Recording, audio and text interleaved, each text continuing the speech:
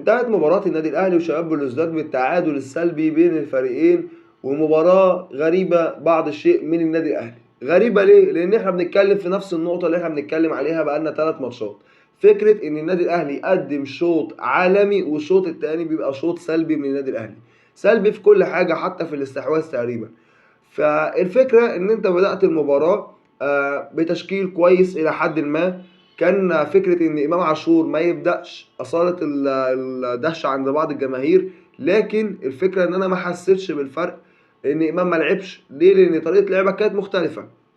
النادي الأهلي يحاول إن هو يخترق من كل بقاع الملعب زي ما بيقولوا، من على الأطراف ومن عمق الملعب حتى من الكور الطويلة، ولكن النادي الأهلي ما وجدش ضلاته وسجل هدف في الشوط الأول بسبب حاجة معينة، بسبب ان شباب بلوزداد او المدرب بتاع شباب بلوزداد اتعلم من مباراة ميدياما فكرة المجازفة او الاندفاع اللي كان بيعمله واللي عمله خصوصا في مباراة ميدياما اللي كلفه هدفين بعد ما كان كسبان المباراة. فانت لو جيت بصيت النهارده هتلاقي ان هو كان بيلعب ب6 مدافعين قصاد النادي الاهلي. هتقول لي 6، اقول لك 6، لان مصاف كان بيرجع يدافع. بن غيث ما تقدمش هجوميا خالص، رغم ان هو من اكتر اللعيبه اللي بيعتمدوا عليها ان هم يحركوا اللعب في فرقه شباب بلوزداد، ولكن النهارده دوره كان دفاعي بشكل كبير جدا. تيجي حتى تبص هتلاقي ان هم كانوا معتمدين على 2 مهاجمين بس. انا بعتمد قصاد النادي الاهلي طول المباراه على الكور المرتده او على الكور الطويله بعد ما يقطعوا الكوره من النادي الاهلي. فطبعا كحال كل الفرق اللي بتقابل النادي الاهلي وما بتقدرش تجاري النادي الاهلي في اللعب، بتلعب على الهجمه المرتده. ولكن ما كانش فيه من وجهة نظري اي خطورة، لان الفرق بالذات فرق شمال افريقيا لما تبقى متعودة ان هي تجازف وان هي تسيطر في نص الملعب وتيجي تلعب على الهجمة المرتدة ما بتعرفش. فبالتالي النهارده هو حتى فكرة ان انا انفذ الهجمة المرتدة على النادي الاهلي ما قدرش ان هو يستغلها، وما كانتش بتتنفذ بشكل صحيح، رغم ان النادي الاهلي اندفع هجوميا بشكل كبير جدا. فالفكرة زي ما قلت لك ان فرقة شباب بلوزداد كانت معتمدة على وامبا بس، المهاجم الصريح للفريق في الكور المرتدة. لكن فكرة ان هم ينفذوا كور مرتدة صح، لا، ما كانش فيه اي كور مرتدة اتنفذت صح على الشناوي النهارده. لكن تيجي تبص على الناحية التانية النادي الاهلي كان في بعض المشاكل اللي موجودة عند النادي الاهلي في فكرة ان انا ازاي اخترق الفرقة دي.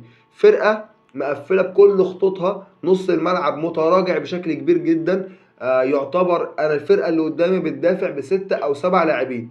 فالماتشات اللي زي دي بتبقى محتاجه اللعيبه المهاريه، وفي نفس الوقت بتبقى محتاجه ان انت تلعب من لمسه واحده عشان تفك التكتلات الدفاعيه اللي موجوده قدامك.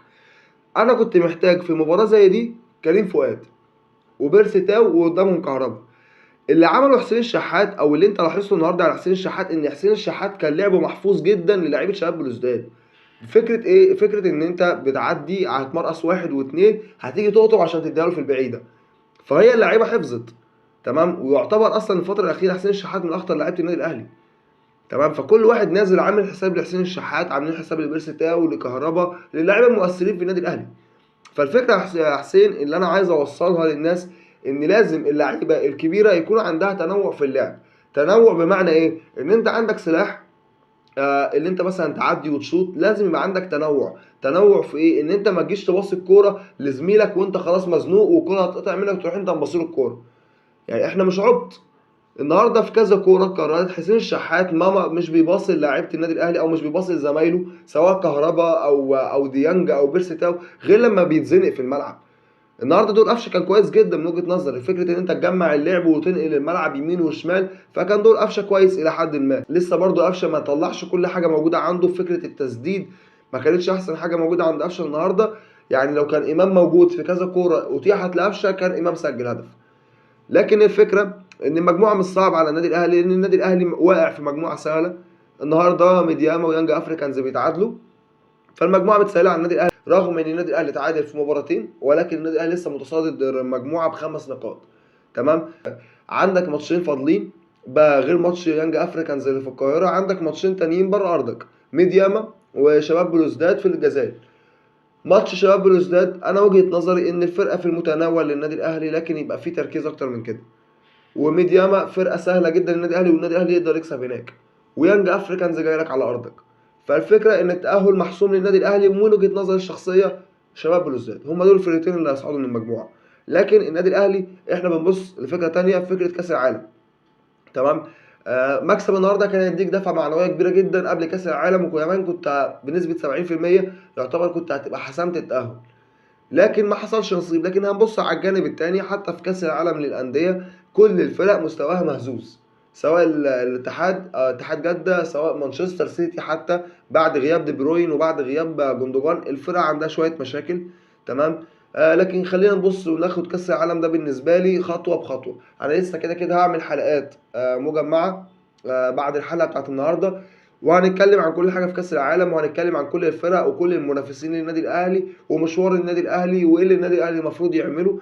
ولكن احنا بنتكلم عن مباراه النهارده ان هي مباراه الى حد ما نقدر نقول ان هي جيده للنادي الاهلي. وشوط اول كان كويس جدا للنادي الاهلي.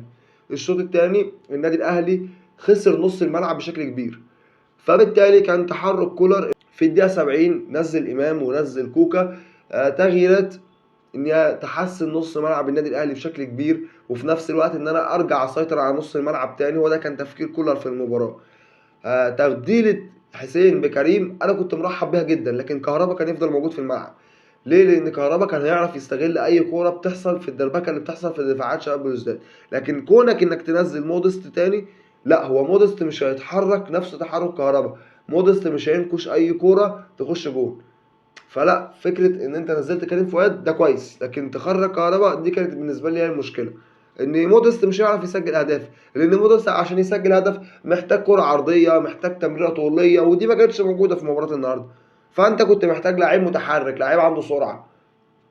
وطاهر انا ما حسيتش بتبديل طاهر، ما عملش اي فرق. تيجي تتكلم على الجانب الدفاعي، غياب عبد المنعم النهارده هل هو اثر ولا ما اثرش؟ انا وجهه نظري لا، هو ما اثرش بشكل كبير قدام فرقه كانت منظمه بتلعب وصلك على هجمه مرتده، فما اثرش بشكل كبير. يعني رامي وياسر الى حد ما مستواهم كويس، يعني حتى علي معلول بعد ما رجع من الاصابه. انا بس الكره الوحيده اللي عتبت عليها علي معلول الكره اللي محمد هاني خد فيها انذار. الكره اللي محمد هاني خد فيها انذار هي كانت كره ركنيه للنادي الاهلي، اتقطعت راحت علينا بهجمه مرتده. اللي المفروض يغطي في المكان ده علي معلول، لكن انت جيت بصيت وشفت ان محمد هاني هو اللي راجع يغطي. وطبعا دي حاجه كبيره جدا من محمد هاني، ويعني كوره كانت رايحه هدف على النادي الاهلي. فالفكره ان حتى النادي الاهلي النهارده اتعلم من اخطائه، او رامي وياسر اتعلموا من اخطائهم. وانت جيت بصيت ان هم ما كانوش بيدوا فرصه للاعيبه شباب بلوزداد ان هم يسددوا على المرمى. حتى التسديدات اللي كانت بتحصل او بتروح من لعيبه شباب بلوزداد تسديدات ضعيفه، تسديدات عشوائيه ملهاش اي معنى. فدي حاجه كويسه ان هم اتعلموا من مباراه يانج افريكانز. لكن في المجمل الاداء ابتدى يتحسن الى حد ما. تمام. وعايز افكرك برضو ان النادي الاهلي في السنه اللي فاتت اتعادل مع سان داونز في القاهره، واتغلب من سان داونز هناك، واتغلب من الهلال السوداني، والنادي الاهلي هو اللي تاهل، هو اللي خد البطوله. فالفكره ان انت مش مستحيل ان انت تمشي على طول بنفس المستوى. لا، اكيد هيجي عليك وقت وهتقع او يحصل دروب. لكن الفكره ان لازم الجمهور يسند اللعيبه ويسند المدرب عشان يقوم من الدروب ده بسرعه قبل كاس العالم. لان كاس العالم مش هقول لك ان هو سهل، لكن فكره ان انت سهل توصل للنهائي، فبلاش نضيع الفرصه دي من ايدينا.